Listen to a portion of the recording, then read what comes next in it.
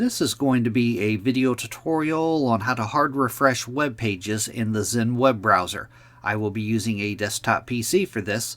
Let me jump over to my browser here.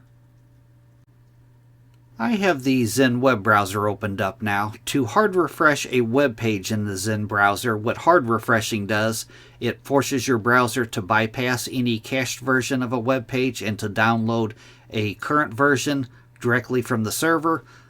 This helps out a lot if you're working with things like CSS.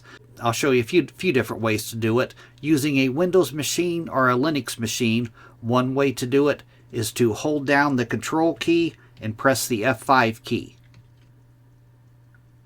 That will hard refresh the web page.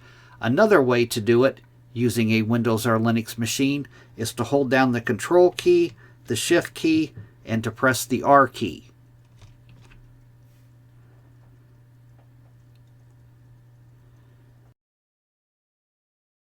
And if you are using a Mac, you want to hold down the Command key, the Shift key, and press the R key.